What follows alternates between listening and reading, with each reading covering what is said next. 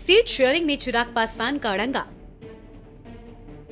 बिहार विधानसभा चुनाव में ज्यादा सीटें पाने के लिए दबाव बना रहे लोजपा के मुखिया चिराग पासवान को राजद में सीटों के बंटवारे के प्रस्तावित फॉर्मूले में लाभ मिलता नजर नहीं आ रहा।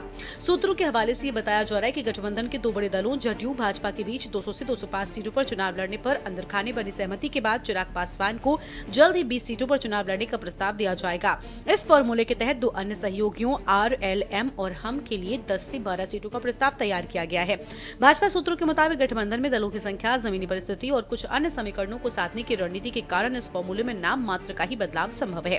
बता दें कि जदयू भाजपा ने बीते चुनाव के मुकाबले 20 सीटों का त्याग करने का फैसला किया है। फिलहाल जदयू किसी भी सूरत में 100 से कम सीटों पर चुनाव लड़ने को राजी नहीं है। भाजपा की भी यही स्थिति है। ऐसे में सहयोगी दलों के लिए अधिकतम 43 सीटें ही बचती हैं। पिछले चुनाव में चिराग के कारण गठबंधन को पहुंचा था बड़ा नुकसान। आपको बता दें कि भाजपा जदयू के ताजा फॉर्मूले पर निगाहें चिराग पासवान पर अटकी हैं, जिन्होंने पिछले विधानसभा चुनाव में जदयू को बड़ा झटका दिया था। तब राजद से अलग मैदान में उतरी चिराग की पार्टी 135 सीटों पर चुनाव लड़ी थी। इसमें ज्यादातर उम्मीदवार जदयू के खिलाफ उतरे थे। चिराग की इस रणनीति के कारण जदयू को सीधे 27 सीटों का नुकसान हुआ था। इसके अलावा ऐसी 37 सीटें भी थी जहां लोजपा के उम्मीदवार के कारण जदयू को सियासी घाटा उठाना पड़ा था। चिराग के अलग रुख अपनाने की गुंजाइश कम। बहरहाल पिछले चुनाव की तरह इस बार चिराग के पास नीतीश के खिलाफ अलग से मोर्चा खोलने का विकल्प नहीं है। एनडीए में बमुश्किल और बड़ी मशक्कत के बाद शामिल हुए चिराग केंद्र सरकार में मंत्री हैं। जदयू केंद्र सरकार में भाजपा की दूसरी सबसे बड़ी सहयोगी हैं। ऐसे में अलग मोर्चा खोलने पर चिराग को इस बार भाजपा का अंदरूनी समर्थन नहीं मिलेगा। इसमें कोई दुराई नहीं है कि लोकसभा चुनाव में चिराग की पार्टी का स्ट्राइक रेट 100% रहा है। चुनाव में पार्टी को 29 विधानसभा चुनाव में बढ़त हासिल हुई। पार्टी ने अपने हिस्से की सभी 5 सीटें जीती, लेकिन जदयू और भाजपा का मानना है कि चूंकि विधानसभा चुनाव स्थानीय मुद्दों पर लड़ा जाएगा, इसके कारण सीएम नीतीश कुमार की राज्य में सर्वाधिक अहमियत है। पिछले चुनाव के मुकाबले लोकसभा चुनाव में जदयू के मत प्रतिशत में 3% का इजाफा हुआ है। बीजेपी जेडीए की निगाहें मुकेश सहनी के वोटर्स पर। मुकेश सहनी की पार्टी वीआईपी की मल्लाह मतदाताओं पर पकड़। सीमांचल, कोसी और मिथिलांचल में अच्छा खासा प्रभाव।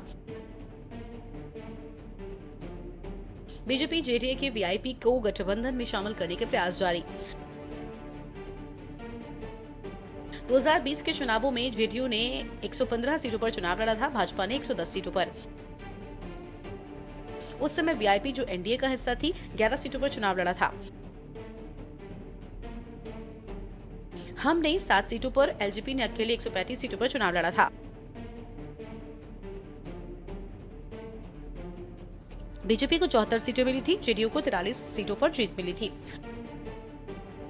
सूत्रों का कहना है कि जेडीयू इस बार 100 से कम सीटें स्वीकार नहीं करेगी। एक वरिष्ठ नेता एनडीए ने कहा, पिछली बार जेडीयू का प्रदर्शन एलजेपी के कारण खराब रहा था। पार्टी के पास अभी भी बिहार के लगभग 10% वोट हैं। खासकर ईबीसी में नीतीश कुमार के नेतृत्व में चुनाव लड़ा जा रहा है। उन्हें फिर से मुख्यमंत्री बनाने पर ध्यान दिया जा रहा है। सीटों के बंटवारे को लेकर बीजेपी और जेडीयू के बीच लगभग सहमति बन गई है। एलजेपी को लेकर कुछ मतभेद है। चिराग का सियासी आधार क्या है? एलजेपी का अभी भी बिहार के लगभग 10% वोट शेयर पर कब्जा है। चिराग का सियासी आधार दलित और अति पिछड़े वर्ग के बीच है।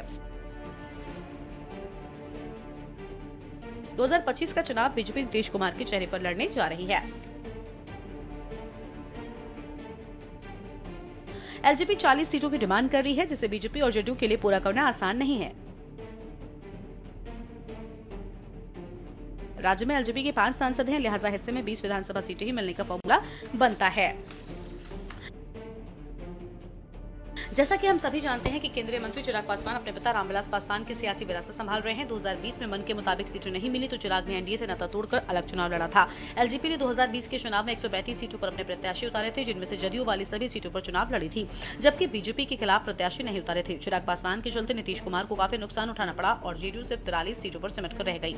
वहीं बीजेपी 74 सीटें जीतने में सफल रही थी। इस तरह बीजेपी बिहार में जेडीयू के बड़े भाई बनकर उभरी। वहीं एलजेपी ने तर्क दिया कि 2024 के लोकसभा चुनाव में उसका प्रदर्शन 100% रहा है।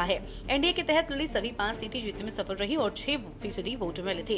इस लिहाज से 5 लोकसभा की 30 विधानसभा सीटों में से 29 सीटों पर उसे बढ़त मिली थी। इस फॉर्मूले के तहत 40 सीटें एलजेपी मांग रही है, जिसे ना ही जेडीयू देने के लिए राजी है, ना ही बीजेपी। ऐसे में चिराग की डिमांड एनडीए की गले की फांस बन गई है। एनडीए के तहत चिराग पासवान 40 सीटें मांग रहे हैं, जिसे पूरा करना जेडीयू और बीजेपी के लिए किसी भी सूरत में संभव नहीं है। चिराग पासवान को नाराज नहीं किया जा सकता है। ऐसे में चिराग पासवान की पार्टी को 20 से 25 सीटें एनडीए में मिल सकती हैं। जेडीयू के खिलाफ चिराग पासवान के उम्मीदवार उतारने का फैसला खामियाजा एनडीए को भुगतना पड़ा था। 64 सीटों पर चिराग की पार्टी तीसरी या उससे नीचे रही, वहां उसे जीत दर्ज करने वाले वोट से ज्यादा वोट मिले। इनमें से 27 सीटों पर जेडीयू को सीधे तौर पर नुकसान पहुंचाया था। एनडीए ने बहुमत का आंकड़ा बहुत मामूली बढ़त के साथ हासिल किया था। स्पेशल डेस्क के न्यूज इंडिया।